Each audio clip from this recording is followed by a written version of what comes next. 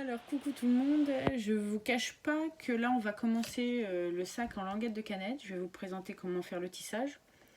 J'ai dû recommencer ces vidéos au moins une vingtaine de fois. Je suis pas très douée pour faire les tutos. Donc là j'espère que ce sera la bonne. Donc voilà. Ça ce sont les languettes que j'ai lavées. Donc là elles sont toutes propres, toutes découpées. J'ai enlevé tous les morceaux qui pouvaient gêner. Donc là j'ai presque tout mon stock de ronds. De languettes de cette forme ronde. Alors j'espère que je ne vais pas tout utiliser pour qu'il m'en reste pour de futurs projets. Bon ça on ne sait jamais à l'avance. Pour commencer, il a fallu que je détermine un fond. Donc ça va me servir de gabarit pour faire ma première couronne. Vous allez voir ce que j'entends par couronne. Puisque ça va être un ovale ou un rond, enfin bref. Donc ça c'est la base. Donc là j'ai pris, pour faire mes 32 cm, j'ai pris ça, le fond que j'avais acheté, et j'ai élargi un peu de 3 cm sur le bord pour élargir un peu mon sac. Donc là je vais l'utiliser comme gabarit. Ensuite j'ai monté sur mon aiguille, donc là avec un gros chat, vous voyez, pour passer la laine c'est plus facile. Elle est bien pointue, alors à faire attention. Et donc là j'ai découpé mon fil, ma laine, j'ai découpé environ 1,5 fois mon tour. Donc j'ai fait 1 fois et j'ai rajouté la moitié en plus pour découper mon fil. Donc c'est ce que je ferai à chaque fois en démarrant chaque couronne. Donc là pour commencer, c'est parti, je vais vous montrer comment on procède pour le tissage. Donc là on se met 2 languettes de canette dans les mains et on vient en placer une derrière, comme ceci, à cheval, pour que les trous du haut des deux devant soient à cheval sur le trou du bas de la canette, de la languette de canette derrière. Et donc là je vais venir, pour commencer, passer ici, vous voyez, ici. Donc là je vais faire ma longueur, je la fais passer et je garde un bout de fil que je maintiens avec mes doigts, c'est ce qui me servira à faire mon nœud après. Donc je maintiens, après vous pouvez maintenir avec une épingle ou avec ce que vous avez sous la main. Ensuite je vais repasser dans le trou à côté, comme ceci, vous voyez, pour faire maintenir, voilà. Et donc là nous avons notre première maille qui maintient nos languettes. Ensuite je vais venir placer une autre languette derrière, comme ceci, et passer dans le trou, comme ceci. Donc à chaque fois que je rentre dans un trou, pratiquement, je rajoute une languette. Je vais rajouter une languette. Alors le plus embêtant au départ, c'est de tout maintenir ici, et je vais venir repasser ici. Je ne sais pas si vous voyez bien, j'essaie d'être le plus près possible et de vous montrer, parce que moi c'est pas évident, parce que je vois pas ce que je fais. Voilà, évidemment j'ai passé mon fil dans mon mauvais truc, hop, voilà, comme ceci. Alors d'habitude je m'oblige à mettre mes fils dans le même sens, là j'ai pas le temps et on va le laisser se mettre comme il a envie. Voilà, s'il a envie de se mettre dans ce sens là, il se mettra dans ce sens là, s'il a envie de se mettre dans l'autre sens, il se mettra dans l'autre sens. Donc pour le moment je vous montre, voilà ce que ça donne. Donc on recommence, là je vais venir replacer une languette derrière, comme ceci, et je repasse dans le trou, vous voyez, mon petit jour qui... Attends, je vais pousser mes doigts, là, voilà, comme ceci. Donc on tire le fil, hop là. On va venir remettre une languette juste à côté. Donc là c'est un peu souple, au fur et à mesure que vous allez monter vos mailles, ça va se rigidifier un peu. Et là on repasse ici, et ainsi de suite. Je vais vous montrer ce que ça peut donner. Je vais maintenir mes 2 fils, voilà. Je vais retendre un peu le tout, hop, hop. Je vais mettre à plat. Après, rien ne vous empêche de mettre l'ouvrage à plat si vous voulez vous faire plus facilement. Donc là, je resserre mon fil en tendant des deux côtés. Vous voyez comment ça passe. Là, j'ai bien tendu pour que vous puissiez bien voir où passe le fil, pour que vous puissiez comprendre. Donc là, normalement, ça se tient bien. Il ne faut pas tirer votre fil non plus des masses. Et on recommence. On remet une languette derrière, comme ceci, et on vient repiquer ici. Donc on fait ça jusqu'au bout, jusqu'à temps d'avoir la bonne longueur qu'on veut. Donc là on remet une fois derrière, une fois devant, une fois derrière. Et vous voyez, il y a toujours un trou qui se manifeste et on pique. Je pense que vous avez compris le principe. Hop, vous retendez un peu. Hop là. Donc tant que vous n'aurez pas fait votre première couronne, c'est vrai que ça sera embêtant. Là je vais venir en remettre une derrière. Alors j'espère que vous voyez bien, hein, mais je peux pas faire mieux pour que vous puissiez voir. Donc ainsi de suite, on fait ça jusqu'à temps que... jusqu'à temps, ça se dit? Non, je suis pas sûre. Jusqu'à ce que... c'est plus français. Là on fait ça et pour avoir... Je vous le montre. Là je vais faire ça de façon à avoir vraiment tout le tour. C'est pour ça que j'ai fait mon gabarit, ça me permet d'avoir la dimension pour avoir tout le tour de mon sac. Donc voilà, je vous remonte une dernière fois ce que ça donne pour vous montrer là où je passe réellement les fils. Là vous le voyez bien.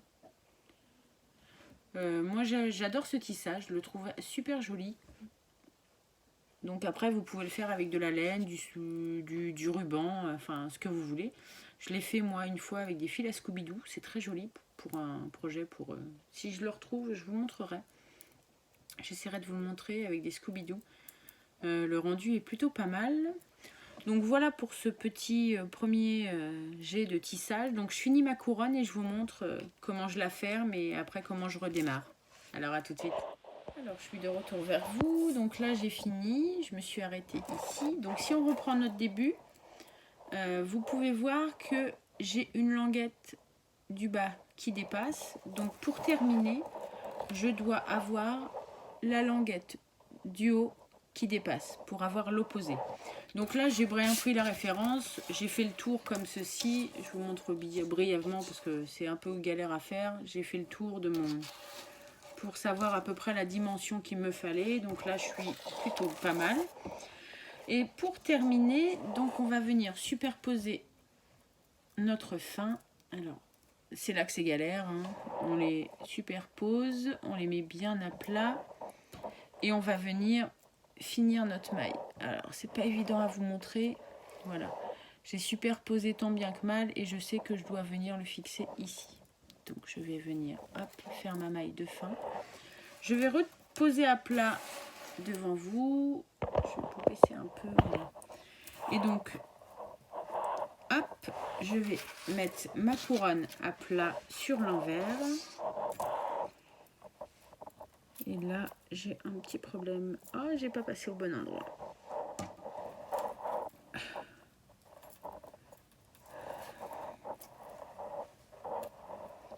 J'ai mon fil qui se fait la malle. Alors, comment ça se fait? Je dois passer là. Alors, il faut faire attention. Vous allez bien voir quand vous allez faire votre tissage. Là, mon fil s'est emmêlé, donc j'ai démêlé tout. Pourquoi ce fil-là est là? Ah. Voilà, on va y arriver, hein. Alors, c'est pas évident. Voilà, je vous montre. Pour vous montrer bien la fin, que ça fait une maille pareille. Donc, une fois que c'est fait... Ah, je me montre. Voilà, qui était coincé. Une fois que j'ai fait ça, j'essaye de tendre un peu au maximum. Donc le premier rang souvent est un peu distendu parce qu'on ne le maintient pas, c'est un peu galère. Donc là je vais venir faire 2 nœuds avec mon fil. J'en fais que 2, c'est juste pour maintenir bien mon ouvrage. Donc là j'essaye de serrer au maximum, pas trop, parce que là bon j'utilise de la laine donc elle peut casser facilement.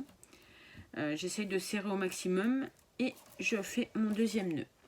Donc voilà, j'ai fini ma première couronne. Je vais couper mes fils comme ceci. Je laisse une longueur un petit peu. Ça, je viendrai le couper plus tard. Puisque quand j'aurai fini vraiment tout mon tissage de mon sac à main, je viendrai mettre un point de colle et couper mes fils. Donc voilà, ça c'est fait. Donc là, j'ai ma première couronne. Donc je regarde par rapport à mon fond. Je vous montre que j'ai pris à peu près... hein. Même si c'est un peu plus petit, ça va... On va essayer. Non, là, c'est plutôt pas mal. Donc voilà, j'ai pris ma référence par rapport à ça. Et c'est la base de mon tissage pour mon sac à main. Donc voilà ce que ça donne. Ça nous donne quelque chose comme ceci. Donc là je vais attaquer, là c'était le premier rang, enfin normalement deux puisqu'on a mis deux couches de languettes de canette. Donc maintenant on va refaire un rang à chaque fois avec une languette de canette. Donc moi quand j'essaie de commencer autre part que là où il y a déjà mon nœud, pour éviter que tous les nœuds soient au même endroit, j'essaye de les dispatcher un peu dans mon ouvrage. Donc là je vais reprendre une quantité de fil comme tout à l'heure, c'est-à-dire que je vais faire deux fois. Là je vais prendre, vous voyez par rapport à mon ouvrage, là je l'ai plié en deux, je vais essayer de prendre deux fois ça. On va essayer de voir un petit peu plus de deux fois ça, voilà. Hop, comme ça. Donc j'ai repris ma quantité de fil. Je vais repasser mon fil dans mon aiguille, hein, pour changer. Tac, on va déjà passer le noir et je passerai le vert après. Hop, le noir est passé. Ah non. Quand je vous dis que hors vidéo, tout se passe bien et quand on fait les vidéos, on va le couper. Hop. On recommence. Hop, hop, hop. Le noir est passé. Je passe, j'ai pas mes enfils aiguilles sont avec mes broderies, alors je n'ai pas là sous la main. Voilà. Donc là j'ai repassé mon fil. Hop, hop, hop. Et donc on va reprendre. Alors moi je travaille avec l'ouvrage face à moi. Alors je vais essayer de le mettre face à vous. Donc soit vous pouvez continuer à travailler sur le bas en mettant une languette par le dessus. Moi je prends parti que ça c'est mon bas. Et moi je repars toujours par là. Je trouve que c'est plus facile de travailler du côté de ma main. Donc après, si vous êtes gaucher, vous aurez peut-être plus facile à repartir vers le bas. Donc si vous partez vers le bas, on place une languette sur le dessus. Et là, si vous repartez vers le haut, on place la languette derrière. Donc derrière, à cheval, comme ceci. Je ne sais pas si vous voyez bien. Et là, je vais venir passer mon fil ici, derrière. Donc toujours, hop, on tire au maximum et on laisse toujours le petit bout de fil pour faire le nœud. Voilà, et après je vais repasser ici. Voilà, pour refaire mon tissage. Ok, on va repasser avec un fil, on va remettre une languette derrière, comme ceci, juste à côté, et on repique derrière. C'est toujours la même chose, hein, c'est vraiment une fois devant, une fois derrière, à côté on repique, puisque enfin, une fois que vous avez compris le tissage, tout va nickel quoi. Là, et on repart, on remet une languette de canette à cheval sous les deux, derrière, et on vient repiquer.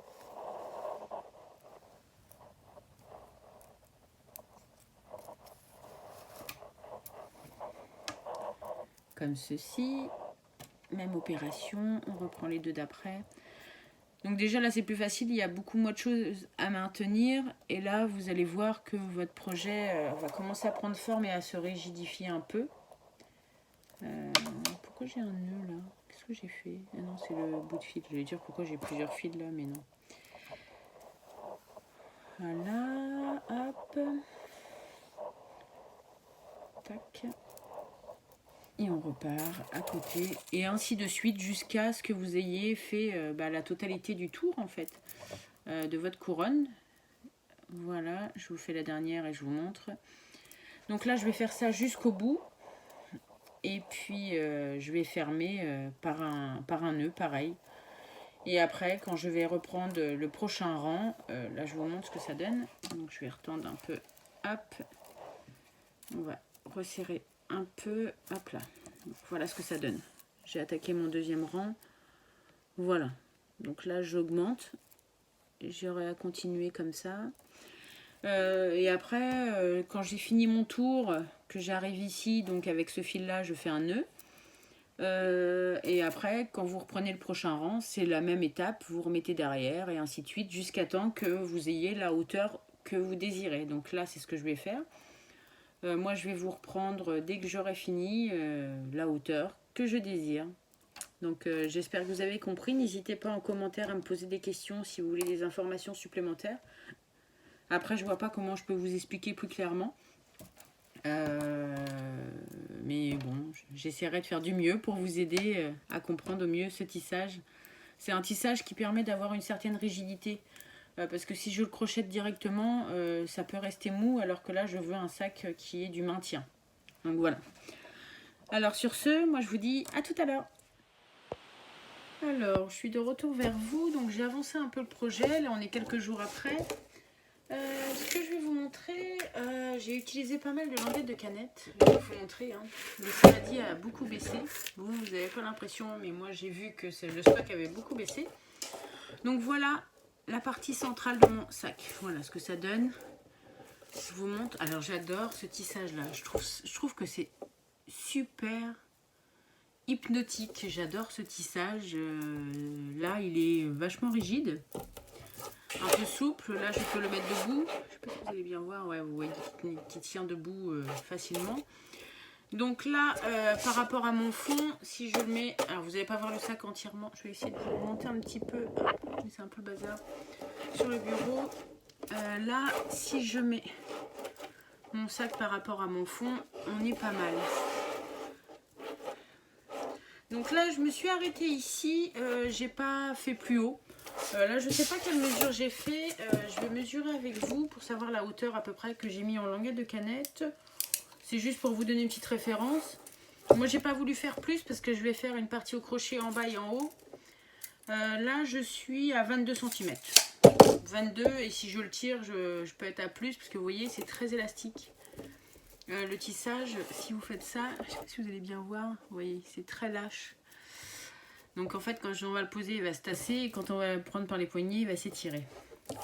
Donc voilà, pour ce tissage, je trouve ça assez joli. Je vais vous le remettre un peu de plus près pour que vous voyez bien.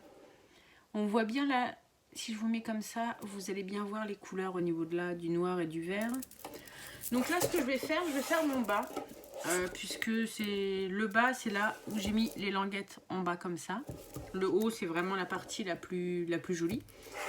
Donc là, ce que je vais faire, je vais crocheter. Donc je vais reprendre ma laine verte et ma laine noire, comme ceci. Donc là, je vais reprendre les deux laines. Hop, et je vais les mettre ensemble pour crocheter les deux laines en même temps. Évidemment, voilà, quand on tire la pelote au milieu, ça fait un nœud. Bon, ça devrait s'en aller, j'espère. Toujours, quand on fait les vidéos, c'est pas possible ça. Je vous assure. Je dois vraiment avoir... Je suis un chat noir, quand je fais les vidéos, j'ai toujours un petit souci. Donc là, je vais mettre mes fils à niveau. Je vais faire la petite boucle magique, voilà. Enfin, moi, je fais la boucle et je viens prendre mon fil et hop. Là, j'ai ma petite boucle coulissante. Voilà. N'hésitez pas à aller voir des tutos crochet pour faire le point. Là, j'ai ma petite boucle. Je vais utiliser pour la première fois, alors j'avais commandé, je suis assez contente de la qualité. J'avais peur parce que pour le prix, j'avais déjà acheté les crochets chez Action, donc j'en profite pour vous faire un peu de pub. Après, je sais qu'il y en a qui n'aiment pas commander sur Temu par rapport aux soucis qu'il y a. Moi, je commande sur Temu, j'ai aucun souci depuis... j'ai dû passer au moins une vingtaine de commandes sur Temu, je n'ai jamais eu de soucis. Bon, je paye en PayPal, j'ai pas enregistré ma carte bleue, mais bon. Et là, j'ai commandé, alors ce lot, j'en ai 2, 4, 6, 8, j'ai 9 crochets. Je les trouve super jolis à voir, mais la qualité a l'air plutôt correcte. Je suis vraiment contente de cet achat. Ils ont l'air vraiment sympas, ça me permet d'avoir du stock en plus et je vous dis 3 € et des poussières, à peine 4 €, c'est plutôt correct. Là, je vais partir pour tricoter mes deux laines. Je vais regarder par rapport à mon crochet ce qui se crochette bien. Je pense que je vais partir sur du 8. Ouais, la qualité a l'air d'être bonne. Sur le 8, on va relever ça et je vais remettre mon crochet dans ma petite boucle que je vais serrer. Donc voilà, je vais partir sur un crochet numéro 8. Donc, je vais ranger les autres. Là, il va falloir que je m'achète une housse pour tous les ranger, les crochets, parce que j'aimerais bien que ce soit bien organisé. Donc je vais les mettre là pour l'instant. Voilà, comme ceci. Alors on va se donner un peu de mou. Et là ce que je vais faire, je vais venir en bas de mon sac. Je vais venir crocheter. Alors je vais essayer de me mettre comme ça. Je sais pas si vous allez bien voir. Je vais passer dans mon trou mon crochet, ma boucle à l'extérieur. Et je vais passer mon fil par-dessus mon crochet. Et je vais le ressortir derrière. Comme ceci. Et je vais repasser mon fil et sortir dans les 2 mailles. Donc là, dans cette languette, j'ai fait une maille. Je pense que je vais en faire une deuxième. Donc je vais repiquer dans mon trou, passer mon fil sur mon crochet, ressortir et passer mon fil et ressortir dans les 2 mailles. Donc là, j'ai fait sur ma boucle, j'ai fait 2 mailles. Et je pense que c'est plutôt correct. 2 mailles, je pense qu'on est plutôt pas mal. Je vous montre ce que ça donne. Alors, j'ai du mal à vous mettre bien droit. On va vous montrer. Voilà. Ça donne pas grand chose pour l'instant. On voit pas vraiment le rendu. Je vais avancer un peu. Alors, vous allez voir en caméra. Je vais essayer de me mettre devant vous. Essayer de baisser un peu plus sur mes mains. Essayer de me mettre là. Et essayer de vous montrer. Je passe dans mon trou. Je passe mon fil sur mon crochet. Je ressors mon fil. Je repasse le fil et je ressors dans les 2 boucles. On refait pareil, je repasse mon crochet dans ma languette, je repasse mon fil et je ressors dans les 2 boucles. Donc voilà ce que ça donne. Je pense que 2 c'est largement suffisant. Je ne sais pas ce que vous en pensez. Donc là je vais faire ça sur tout le tour. Hein. Là je vais accélérer un peu. Donc je passe dans ma boucle, je ressors mon fil et je repasse mon fil et je repasse dans les 2 boucles. Hop, j'espère que vous comprenez. N'hésitez pas à aller voir des tutos crochet, mais là je fais vraiment le point basique pour commencer. Je sais pas si je vais faire des brides ou des demi-brides après, je vais voir. Là je pense que les mailles serrées c'est plus c'est bien. Donc là je refais si je prends pas mes 2 fils. Donc là j'ai fait ça tout de suite pour voir à peu près mon bas. Je pense que je vais faire 3 ou 4 rangs. Je voulais voir s'il fallait que je remette encore des rangs de languettes de canette. Donc c'est juste pour voir mon bas par rapport à mon fond et voir s'il faut que je rajoute des choses ou pas. Donc là voilà ce que ça donne. Vous voyez, ça fait des gros points. Je sais pas si vous voyez bien. Je vais refaire une. Je vais essayer de me mettre plus devant la caméra pour vous remontrer comment je fais. Alors, je pique dans la languette, je vais chercher mon fil, je le ressors, je passe mon fil sur mon crochet et je ressors dans les 2 mailles. On recommence, je passe dans le trou, je vais chercher mon fil que je ressors, je passe mon fil au-dessus de mon crochet et je ressors dans les 2 mailles. Donc là, c'est ce qu'il va falloir que je fasse tout autour. Je reviens vers vous dès que j'ai fini pour vous montrer comment je vais faire mes prochaines mailles. À tout de suite. J'ai presque fini mon contour. J'arrive presque au bout. Je vous ai repris en vidéo. Je pense que je vais vous montrer ce que je vais faire après. Hop. Donc là, hop. Toujours mes 2 mailles. Des fois le fil les dédouble. Oh, j'arrive pas à passer mon crochet. Pourquoi? Figurez-vous que j'ai pas eu de problème hors vidéo et dès que je reprends la vidéo, toujours ce petit problème. Voilà. Hop, toujours mes 2 mailles dans chaque languette.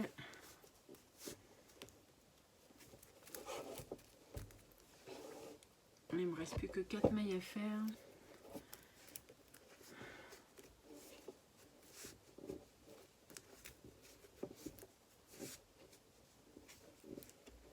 Je voulais finir avec vous, histoire de vous montrer un peu comment je procède. Voilà.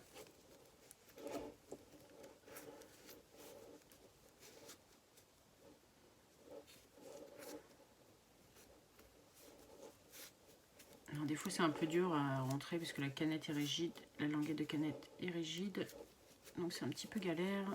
Voilà, donc là j'ai fini, j'ai fait tout mon tour.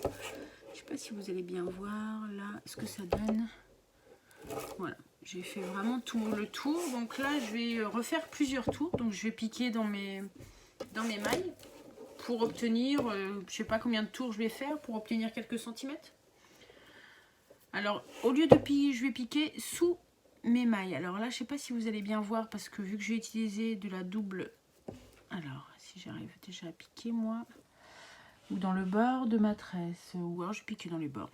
Voilà, je vais piquer... Alors, je sais pas si vous voyez bien. Sur ce bord-là, je vais vraiment piquer. Ça fait comme une petite tresse, hein. On voit bien que ça fait comme une tresse. Et je vais vraiment piquer sur le bord.